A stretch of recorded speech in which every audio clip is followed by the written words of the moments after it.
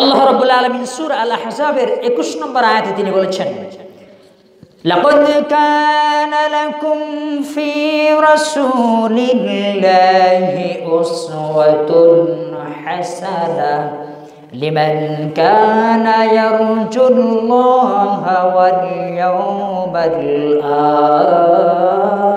আখির ওয়া যাকারাল্লাহা কাসীরা। অত্র আয়াতের বিবরণে আল্লাহ রাব্বুল আলামিন তিনি বলেছেন, ও পৃথিবীর মানুষ, তিনটি জিনিসের আশা যারা করো, কয়টি জিনিস? তিনটি জিনিসের যারা আশা করো তাদের শিক্ষা রয়েছে মুহাম্মাদের মধ্যে। সুবহানাল্লাহ বলেন তো কি বলেছি? কয়টা জিনিস? তিনটি জিনিসের যে ব্যক্তি, যে বা যারা, যেখানে এখানে আল্লাহ তাআলা খাস করেনি, একজন হিন্দু হতে পারে, খ্রিস্টান হতে পারে, ইহুদি হতে পারে, বৌদ্ধ হতে পারে, যে কোনো ধর্মের মানুষ হোক না কেন, তিনটি জিনিসের আশা যারা রাখে তাদের শিক্ষা রয়েছে নবী মুহাম্মাদের শিক্ষার মধ্যে। সুবহানাল্লাহ। বুঝি না মানুষ কোথায় গিয়ে শিক্ষা অর্জন করে, বুঝি না। ভার্সিটিতে কি শিক্ষা দেয়, কলেজ বিশ্ববিদ্যালয়ে কি শিক্ষা দেয় জানি না, বুঝি না, বোঝারও চেষ্টা করি না। আমি জানি আমার আল্লাহ সুবহানাহু ওয়া তাআলা, যিনি আমার বডি স্ট্রাকচারটাকে যিনি বানিয়েছেন, তিনি আমাকে ধর্ম শিক্ষা দিয়েছেন। এটাই সিদ্ধান্ত, এটাই চূড়ান্ত, এটাই সঠিক, এটাই লজিক। সম্মানিত দিনী ভাই, আল্লাহ সুবহানাহু ওয়া তাআলা তিনি বলেছেন কয়টি জিনিস? তিন। এক, লিমান কানা ইয়ারজুল্লাহ, যে ব্যক্তি আল্লাহ তাআলাকে দেখতে চায়। সুবহানাল্লাহ। তা আমরা দেখতে চাই না? কে না চায় আল্লাহকে দেখতে? আমিও চাই, আপনিও চান, সবাই চায়। আমরা সবাই চাই কাকে দেখতে? আল্লাহকে দেখতে। শুধু শুনেছি আল্লাহ, শুধু শুনেছি কি? আল্লাহ। কি মধুর নাম! আল্লাহ আল্লাহ, কি যে মধুর নাম! আল্লাহ আল্লাহ, কি যে মধুর নাম! মধুর নামটি শুনেছি আমরা, আল্লাহকে দেখিনি। আল্লাহ তাআলা তিনি বলেছেন, লিমান কানা ইয়ারজুল্লাহ, আল্লাহর সাক্ষাৎ, আল্লাহর মুলাকাত যারা পেতে চাও। এক। দুই, তিনি বলেছেন আল ইয়াউমাল আখির, আখিরাতে যারা জান্নাতি মেহমান হতে চাও। সুবহানাল্লাহ। তা আমরা জান্নাতি মেহমান হতে চাই কি চাই না? আমরা সবাই চাই জান্নাতে যেতে, আমরা সবাই চাই নিষ্কুলন আমাদের আমলনামায় কোনো পাপ না থাকুক, বিচার মাঠে হাজার কোটি জনতার মধ্যে আল্লাহ তাআলা যেন আমাদেরকে আসামি বলে ডাক না দেন, এটা আমরা চাই। আল্লাহ তাআলা তিনি বলেছেন ওয়াল ইয়াউমাল আখির, যে ব্যক্তি আখিরাতকে চায় সম্মানিত মেহমান হতে, যে ব্যক্তি আখিরাতে উপস্থিত হতে চায়, আল্লাহ তাআলার সাথে সাক্ষাৎ পেতে চায়। কয়টা হলো? দুইটা। তিন, ওয়া যাকারাল্লাহ কাসীরা, আর যারা অধিক পরিমাণে আল্লাহকে বেশি বেশি স্মরণ করতে চায়। আমরা এই যে কথা বলছি, আল্লাহকে স্মরণ করছি, এই যে একটা সেমিনার যারা করেছেন, এটা ভালো কাজ করেছেন। যারা এসেছেন তারা ভালো কাজ করেছেন, যারা উপস্থিত হয়েছেন তারা ভালো কাজ করেছেন। অনেক মা বোনেরা, অনেক সম্মানিত দিনী ভাইয়েরা ছোট ছোট নাবালিগ শিশুদেরকে নিয়ে এসেছেন, আপনারা ভালো কাজ করেছেন। এটা আল্লাহকে বেশি বেশি স্মরণ করা, আল্লাহ তাআলার দাসত্ব গোলামি করা।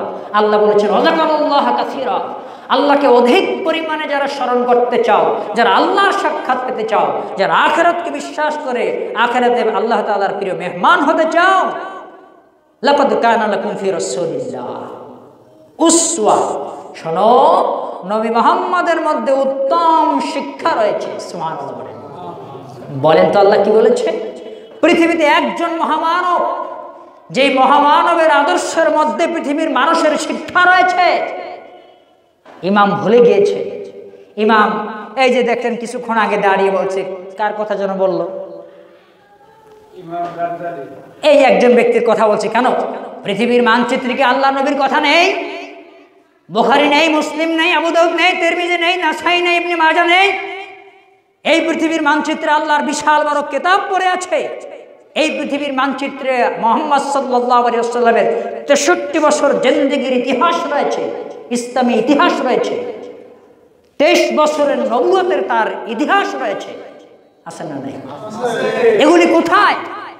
আজকে আমাদেরকে স্মরণ করতে হবে বড় পীরের কথা, আজকে আমাদেরকে স্মরণ করতে হবে বড় হুজুর কি বলেছে, আজকে আমাদেরকে স্মরণ করতে হবে অমুক মাদ্রাসার প্রিন্সিপাল সাহেব কি বলেছে, আজকে আমাদেরকে মনে করতে হবে অমুক মাদ্রাসার সাইকুল হাদিস কি বলেছে। কেন বাট হয়? কেন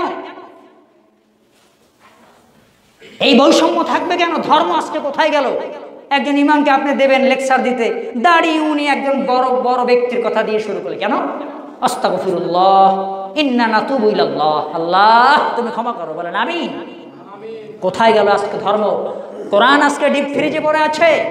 প্রত্যেক মসজিদের মেম্বারে দেখবেন কোরআন পড়ে থাকে, ইমাম সাহেবের সামনে কোরআন থাকে না, সব মুখস্থ বয়ান দেয়, সব মুখস্থ বয়ান।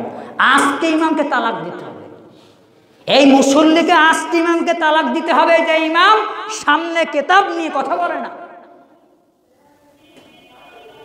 তাহলে সমাজ সুন্দর হবে, সমলীন হবে, এরপর সুন্দর একটা কাঠামো তৈরি হবে। সেখান থেকে কোরআন এবং সুন্নাহের ভিত্তি প্রচার এবং প্রসার হবে একজন ইমামের মাধ্যমে। একজন নেতা যদি সঠিক থাকে, তার নেতৃত্বে সুন্দর একটা সমাজ পাওয়া সম্ভব। নেতাই যদি থাকে বেদাত যুক্ত, নেতাই যদি থাকে শিরক যুক্ত, তাহলে ওই সমাজে কোনোদিন শিরক মুক্ত ইবাদত হবে না, আর বেদাত মুক্ত ইবাদত কোনোদিন হবে না, কোনোদিন হবে না। ইমামকে ঠিক করতে হবে। আল্লাহ নবী বলেছিল না, একজন মুনাফিকের জানাজায় উপস্থিত হয়ে, মনে আছে আপনারা জানেন, 10 নম্বর পারার 19 নম্বর পৃষ্ঠা খুলে দেখবেন মুনাফিকের বিষয়ে আলোচনা আছে। আল্লাহ রসুল বহু চেষ্টা করেছিল মুনাফিককে জান্নাতে নেওয়ার জন্য, গায়ের কোটটা খুলে দিচ্ছে, মুখে লালা লাগাচ্ছে, আদর করছে, আল্লাহু আকবার, জান্নাতে হবে না তো হবেই না। তখন আল্লাহ তাআলা আল্লাহ নবী বলেছিলেন, শোনো, নেতা ঠিক করো আগে। বলেন কি? ইমাম সাহেব নিজেই ঠিক নেই, আগে নেতা ঠিক করতে হবে। নেতাই পারে সমাজকে সুন্দর করতে। সম্মানিত দিনী ভাই, চলুন সামনে বাড়াই। আল্লাহ সুবহানাহু ওয়া তাআলা সূরা আল আহজাবের 21 নম্বর আয়াতে তিনি বলেছেন, উসওয়াতুন, শিক্ষা রয়েছে কার মধ্যে? নবী মুহাম্মদের মধ্যে, তার আদর্শের মধ্যে, তার চরিত্রের মধ্যে। হাসানা, হাসানা মানে কি? উত্তম, good, best, better, wonderful, marvellous, সব ভালো, ভালোর ভালো, এত ভালো, এত ভালো, খুব ভালো, সুন্দর। আল্লাহু আকবার। আল্লাহ তাআলা তিনি বলেছেন, হে পৃথিবীর মানুষ, নবী মুহাম্মদ সাল্লাল্লাহু আলাইহি ওয়াসাল্লামের মধ্যে পৃথিবীর মানুষের শিক্ষা রয়েছে। আল্লাহু আকবার। কোথায় যাচ্ছে? কোথায় খুঁজতেছে? আজকে নবী মুহাম্মাদের সেই শিক্ষায় শিক্ষিত হওয়ার জন্যই এই প্রতিষ্ঠান গড়া হচ্ছে ইনশাআল্লাহ। আজকে নবী মুহাম্মদ সাল্লাল্লাহু আলাইহি ওয়াসাল্লাম কি বলেছেন, কি করেছেন, আল্লাহ সুবহানাহু ওয়া তাআলা কি বলতে বলেছেন, সেই সঠিক কথাগুলি আমাদের এই প্রতিষ্ঠানের শিক্ষক এবং শিক্ষিকা যারা হবেন, যারা থাকবেন, আল্লাহ রাখবেন, কবুল করবেন, তারা প্রচার এবং প্রসার করবেন। আমরা আশাবাদ ব্যক্ত রাখছি, আল্লাহ আপনি কবুল করেন। শুনুন, আপনার ছেলেকে আদর্শবান বানাতে চান, নবীর হাদিস শিক্ষা দিন। আপনার মেয়েকে মুমিনা বানাতে চান, তো আপনি রাসূলের আদর্শের দিকে ফিরে আসুন। আপনি ভালো জান্নাতি মেহমান হতে চান, আপনি ভালো মানুষ হতে চান, আপনি ফিরে আসুন আমাদের নবী আমাদের জন্য কি বলেছেন, আর আল্লাহ তাআলা কি আমাদেরকে আদেশ করেছেন, সেদিকে খেয়াল রাখতে হবে। কোন বড় হুজুর কি ফু দিয়া গ্লাসের তলি ফাটাই দিল, এটা দেখা রাখার সুযোগ নেই, সেই সময় চলে গেছে। মানুষ সত্যকে বোঝে, মিথ্যাকে বুঝে, ভালো এবং মন্দকেও বুঝে, কোনটা সঠিক কোনটা অসঠিক এটা বুঝে মানুষের। সময় এসেছে আজ জাগ্রত হওয়া, সময় এসেছে আজ সত্যকে তুলে ধরা, সময় এসেছে সামনের দিকে অগ্রসর হওয়া। আল্লাহ আমাদের সকল কোরআন ও সহিহ সুন্নাহ মানুষের মাঝে ছড়ানোর তৌফিক দান করেন। সম্মানিত দিনী ভাই, আল্লাহ সুবহানাহু ওয়া তাআলা তাম বিশ্বের সমস্ত মানবতার কল্যাণের জন্য ইবনে মাজা 45 নম্বর হাদিস, ইবনে মাজা প্রথম খণ্ড 45 নম্বর হাদিসে তিনি বলেছেন, ফাইন্না খায়রাল উমুরি কিতাবুল্লাহ। আল্লাহু আকবার। হে পৃথিবীর মানুষ শোনো, আল্লাহর কথা উত্তম কথা, আল্লাহর কথা চূড়ান্ত কথা, আল্লাহর কথা সুন্দর কথা, আল্লাহর কথার উপরে পৃথিবীতে আর কারো সুন্দর কথা নেই। কার কথা সুন্দর কথা? আল্লাহর কথা। কার কথা ভালো? আল্লাহর কথা। কার কথায় ভেসাল নেই? আল্লাহর কথায়। কার কথায় কোনো ত্রুটি নেই? আল্লাহর কথায়। সুন্দর কথা, অতীব ভালো কথা কার? আল্লাহ। এক। দুই, আল্লাহর নবী তিনি বলেন, ও খৈরুল হাদি হাদি মুহাম্মদ, হে পৃথিবীর মানুষ শোনো, নবী মুহাম্মাদের পথ এবং মত, নবী মুহাম্মাদের পথ এবং মতই শ্রেষ্ঠ। সুবহানাল্লাহ। বলেন তো পৃথিবীর মধ্যে সবচেয়ে সুন্দর কথা কার? আল্লাহর কথা, এই কিতাবের কথা। আর সবচেয়ে সুন্দর পথ এবং মত কার? নবী মুহাম্মদ সাল্লাল্লাহু আলাইহি ওয়াসাল্লাম। তিনি যেভাবে বলতে বলেছেন, তিনি যেভাবে করেছেন, যেভাবে আদেশ করেছেন, ওটাই সিদ্ধান্ত, ওটাই চূড়ান্ত। আজকে ইমামকে জিজ্ঞেস করতে হবে নাওয়াইতু আন উসাল্লি লিল্লাহি তাআলা কোথায় আছে? দেখতে চাই ইমাম সাহেব বলেন তো দেখি। কোনো দ্বন্দ্ব নেই, ভালোবাসা আন্তরিকতার সাথে মহব্বত করি। আজকে নগদ গিয়ে জিজ্ঞেস করবেন ইমাম সাহেব নাওয়াইতু আন উসাল্লি লিল্লাহি তাআলা আরবা রাকাতি সালাতিজ যুহরি ফরদুল্লাহি তাআলা, এই যে নিয়ত, এটি কোথায় আছে? পৃথিবীতে কোথাও নেই এই নিয়ত। মুহাম্মদ করেনি কোনোদিন, তারপর চলছে, কেউ কথা বলছে না। সমাজের মানুষ চুপ করে বোবা শয়তানের মতো পড়ে আছে।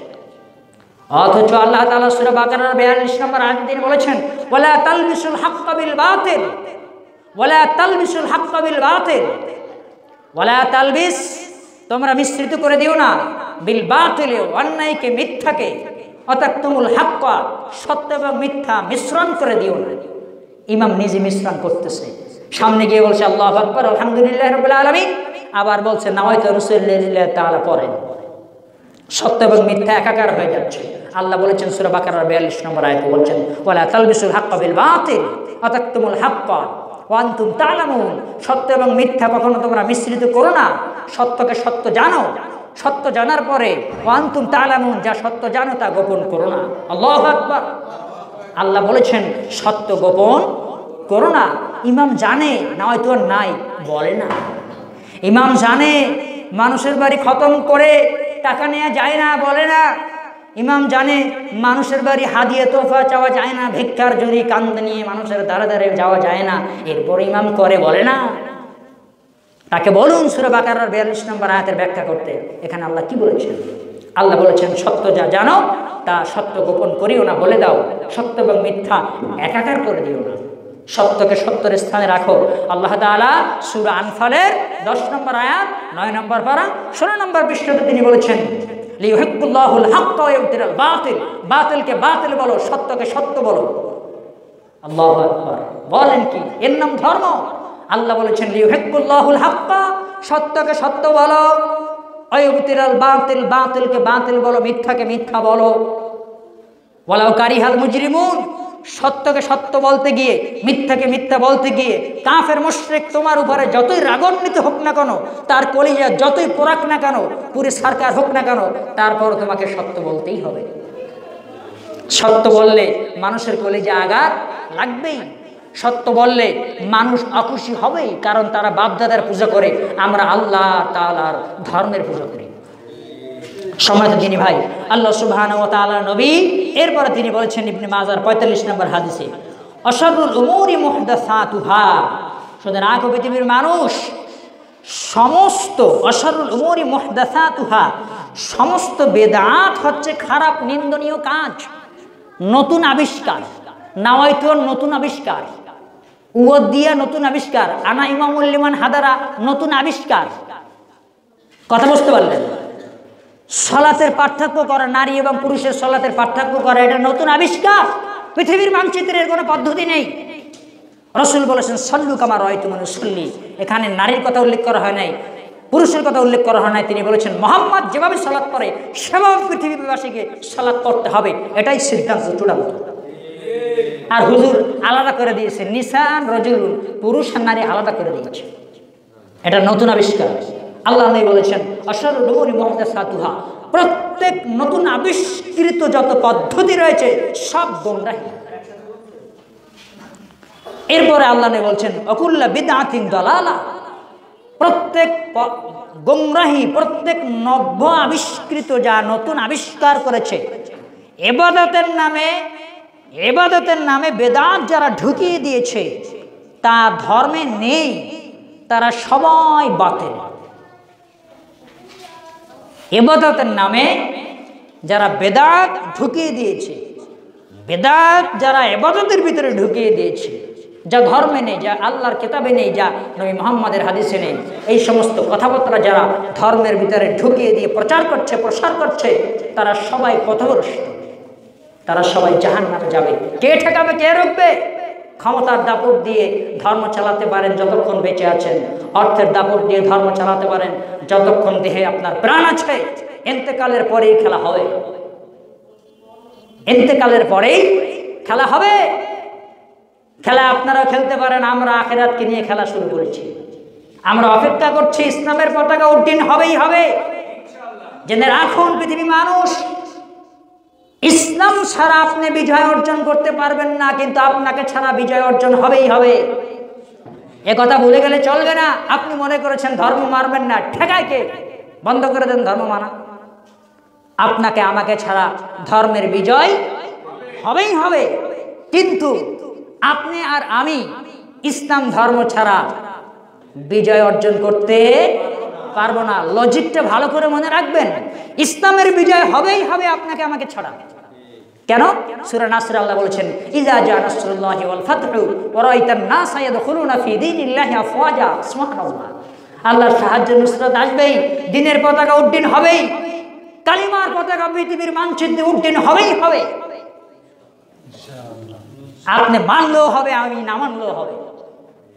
কিন্তু আপনি আর আমি যদি ধর্ম থেকে বিচ্যুত হয়ে যাই, তাহলে আপনি আমি হেরে যাব। কথা বলেন। এই জন্য মনে রাখতে হবে, আপনাকে আমাকে ধর্ম মেনে জান্নাতি মেহমান হওয়ার